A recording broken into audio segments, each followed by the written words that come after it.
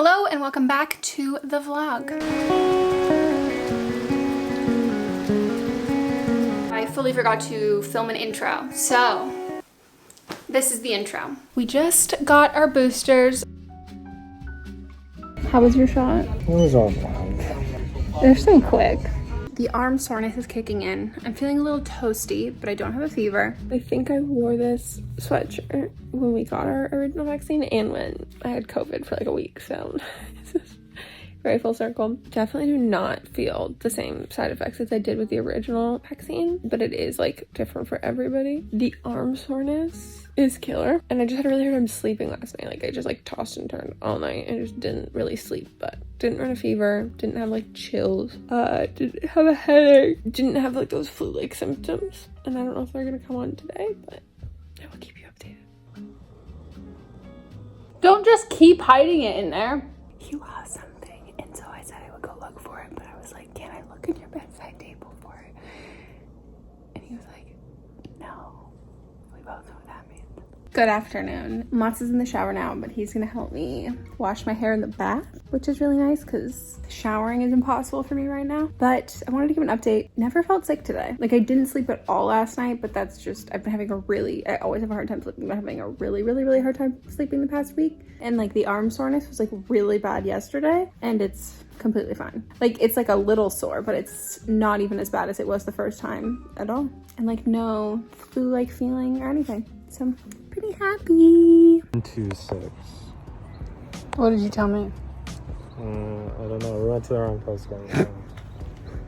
This always happens. Now we're at the right place, and we just spotted a baby. She brought Soren. Should have brought fucking Soren. This is house number 1. So cute. There's a front little office right off once you like walk in, and then the living room and dining room area. Pretty cute, but what I really loved is like how open this is, and like sure, it's not like a porch, but it's nice. And then it has this huge like built-in bar credenza thing. Then we go to the first bedroom. There's me, hello. Then this bathroom. What a odd bathroom. A lot of mirrors, you can watch yourself while pooping. How fun does that seem? Probably would not enjoy it. Maybe I would. And then the kitchen. It is a galley kitchen, but it feels a lot more open because there's so many windows. Definitely not a lot of counter space, but a lot of storage, as you can tell, which I think all the built-ins are cute. And there's like a little laundry room off the kitchen, and then the selling point, this massive backyard. Huge patio, and then a guest house. Yes, this unit is already done, and it's really nice. I love the tile here, and I also really like this bathroom. I just think it's like fun, like the green tile, cute. It even has its own like living room area, and it also has its own kitchen. There's AC installed, like it's a fully functioning adjacent unit. Then the backyard is absolutely massive. Like look at all of this space to run around for shenanigans, all of that stuff. Ugh, it's so nice. And then you go upstairs, and this is the primary suite. This is the entire upstairs. And yeah, the closets are non-existent, and the bathroom is ridiculously small, but it's cute. And then you have another little outdoor area right off the primary suite. Nice. Oh, there's us. We're so cute. Pretty old. Built in 1913. I think it was 1912 or 1913. It felt like two different houses between the upstairs and the downstairs. Well, the upstairs is not like a full upstairs. It's just like the primary suite. The stairwell to get up there is so tiny. Like the ceilings are super low. The dominant couple in there was younger wife, older husband. That's who her was husband? British, and they had a British realtor showing them around, and they had like a really cute like 2 to 3 year old daughter. Probably 2. Maybe a little less than 2. And very like trendy. They were talking about how they went out to dinner last night and had too much to drink. And I was like, there's another open house like 20 minutes away, so that's where we're headed. Okay. Now this is house number 2. I love this. Like I'm just obsessed with these windows. You can't totally tell, but the ceilings are really high. This fireplace is also huge. This original door. But I love all of the windows. I love these features. And yeah, you just get a lot of light, yet you still have like a lot of trees around the property, so it doesn't feel like you're right in the middle of the city, because you're not. This is the kitchen. I really like this tile. I don't love the cabinets, and it's a very weird square shape, and I would like to put an island in it. Then we have the first bedroom, but dun-dun-dun, yeah, that's the closet. And then we have bedroom number 2. Oh, so nice. It opens out onto like another little patio. I love like the indoor outdoor kind of thing that California homes have. And then this is this closet.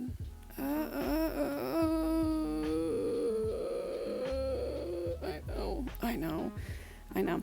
But then bathroom, cute, quite small bathroom. This is bedroom number 3. Love how the windows open. You get a lot of really nice light. It is a pretty small bedroom, and I didn't film the closet, but it was small. And we have another bathroom. Then the outdoor space. Yes, there's absolutely no grass.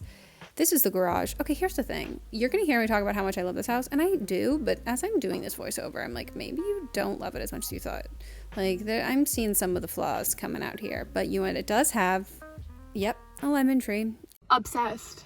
I love it. You liked it that much? I loved it. The light is so nice. So like really high ceilings, really nice light, really nice windows and all that. I think she said this was 1922? 1921. 1921. The kitchen is very big, but it's like a square, like a box room that I could put in an island or wheel in an island for like cooking and baking videos and that kind of stuff. Yeah, it was big, like big kitchen. Yeah, the closets are so incredibly tiny. Yeah, there's also a garage that could be converted to like an office / living space, but we would have to do it all ourselves, so that would be like an extra cost. So now the next place we were gonna go is a little bit farther out, not a neighborhood that like we were really ever into, but like it's affordable. You know how there's like a difference between professional listing photos and the ones that are not professional? This is one of the only ones that we've like tried to look at that wasn't professional listing photos, and the person is actively living there. And so when we were inside, the Redfin agent, we requested a time for an open to schedule a tour for today, and the agent called Mott's, and what did he say? We can see it at 4. She, who I can't tell if is the agent or the homeowner. I think it's the owner. She's gonna meet us there. Just a heads up, she seems like she could make it difficult. Also came off as she didn't want to waste her time. She said it's a bit of a fixer and not a cookie cutter home that would be for everyone. I'm inclined to go see it. Because we love drama. Well, we love drama. It also is way below our budget and has a pool. Maybe we'll have a good story here in a little bit. You know it's bad when you're looking around and then you look at your map and you're like, we're only 2 minutes away. Not cute. Was the suspense killing you? Because it's definitely killing us. House number 3. First of all, look at like the landscaping. It's a lot. Here's the living room. I blurred some things for privacy.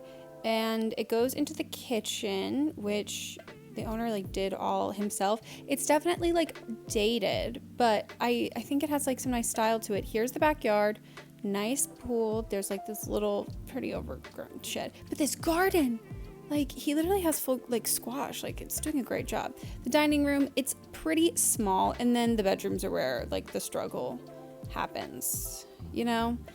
It's like a mountain vibe in Los Angeles, which I think is cool. It reminds me of a little bit of Mott's parents, like their mountain house.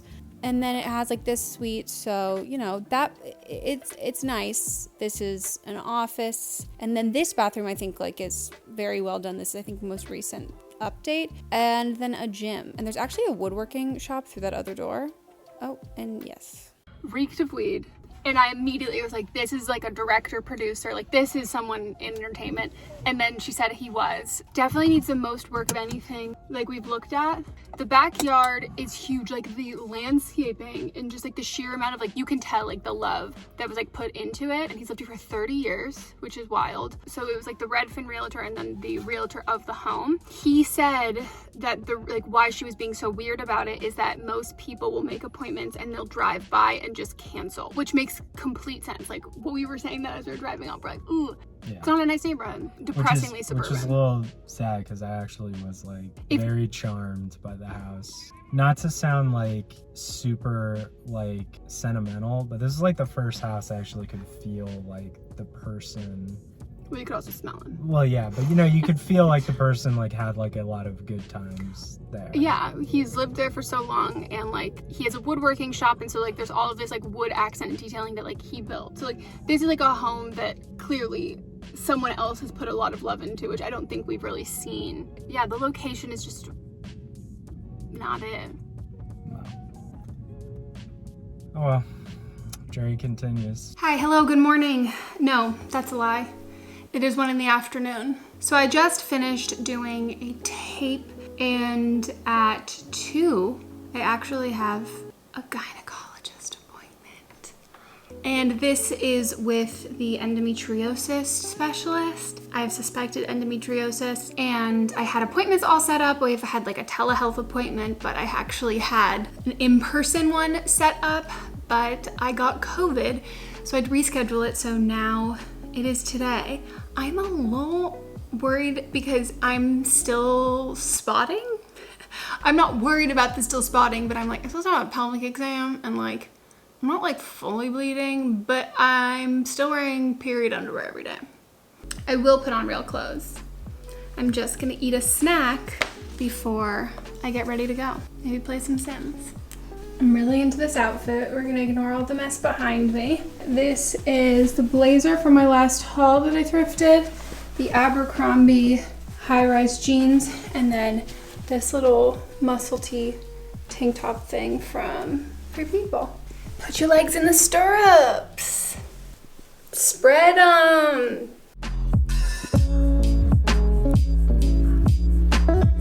Thankfully, you know, I'm wearing period underwear. Because you know, after you get a pap smear and it's just, there's stuff, it's got something to catch it. I'm wearing the cheeky ones, and I'm thinking I might have been better off with something a bit more full coverage. Oh no. Thank you for calling. Please choose from the following options. For all other scheduling, please press 3. Wait while I transfer your call. Good afternoon. Hi, I'm calling to schedule an ultrasound. Your name and date of birth to verify. Meghan, Meghan. For this scan, you do have to drink about 32 ounces of water an hour before the appointment. Okay. Okay, and then I need you to hold it because we have to do the scan with you on a full bladder. Yes. Okay, perfect. Awesome, thank you. You're very welcome, of course. Any questions? No, that's it. Okay, perfect. We'll see you then. Cool, thank you. Thank you. Bye-bye. Bye. So nice. Can I help you? Hi, I was calling back. I was trying to schedule surgery. Perfect. Let me transfer you to her lab. Okay, thank you. Your message will be returned within 48 hours. 310 and Peru to establish a group and ask. Thank you. Thank you. Have a great day. She did it. She called both the numbers in a row. She has checked off officially 3 things on her to-do list. Maybe I put too many on there. We're gonna take this one off and put it on another day so I feel less overwhelmed. It went really well. She was so nice and young. If any of you have dealt with assigned female at birth or people who have uteruses, those specific issues, it's incredibly nice to have a young doctor who understands, and she was so friendly, so nice. We joked around, really got along, and I just scheduled my appointment for the interior and exterior ultrasound. It's a mouthful. It's a vagina full, literally. And I also just called to schedule, or I left a message. I'm playing phone tag with the scheduler for surgery. And we talked about that, and so she thinks that there is some openings probably early next year, so in like February, March, I might have some time, which would be great. And then we find out, once I schedule, then they call my insurance to find out how much they'll cover, and then I can also call my insurance to talk to them about that, which I have to do. She didn't feel any fibroids in the exam because we did like a pap smear and a pelvic exam, and I don't think I have fibroids, and every other exam I've ever had from different gynecologists have never thought I've had fibroids, which is also what they're looking for in the interior ultrasound. It's kind of just like a box they have to check. Like she was like, I mean, you have endometriosis. Think you have endometriosis. We just kind of have to go through all of these other avenues to kind of see. The fact that I've been spotting for 3 months, she says, is not like totally uncommon, and I could switch to a different birth control brand to like see if that's better, but I really like this birth control. The only side effects I've noticed, yes, the spotting, my boobs have gotten bigger. Like that's it. Like I don't have any mood changes. I used to get horrendous migraines when I was like trying different birth controls before with a different gynecologist. I think I was at like 3 or 4, and I was just like constantly like on the verge of vomiting, which I have IBS. I'm already feeling like that, and horrible migraines. And so this has no other side effects. So I'm like, I really want this to work. It feels like I've plateaued, but it's not as like bad as it was when I first started taking it. That she said there's like a pretty likely chance that it will like just keep tapering off more. It's just taking longer. So we're gonna stay on that for a while, and I really don't mind it at this point. Like now that I have period underwear that I wear all the time, you know, it's like not that. It's like not in the way of my life at all. You know, if you get what I mean. That was today. I have so much more to do. I have another tape that is due Wednesday, but I have to do it tomorrow because it's due like first thing Wednesday morning, and we record the podcast tomorrow, so I have to record that before, I have to film the tape before the podcast. So I have to work on memorizing that tonight, and I have a bunch of other things on my to-do list. Oh, I guess a check-in for vaccines. I don't know the last little check-in that I did. Honestly, fantastic. So much easier than the first one. I mean, all of them are so much easier than having COVID and also like, you know, morally dealing with the fact that you potentially could have like killed somebody. That's not something I could ever handle. I would not be able to sleep at night. But for the first one, again, we really experienced like the flu symptoms for like 24 to 48 hours. And with this, like I didn't at all. Mats says that he felt like achy and kind of like chills and tired. He didn't run a fever at all, but that only lasted for a short period of time. And also it got really, not to invalidate him, but it got really cold out while he was gone and he like wasn't wearing a jacket. He's like, I'm like, I have chills. And I was like, it's also like 55 degrees right now and you're wearing a t-shirt. He definitely felt it a little more than me. I really didn't feel anything at all, just the soreness. And at this point, is it this? Yeah, I guess like I could kind of guess that I got it done in this arm. Like when you press it hard enough, it kind of gives that like numb feeling. Feels totally fine. I will link down below the CDC, what they say about boosters and who's eligible and all of that.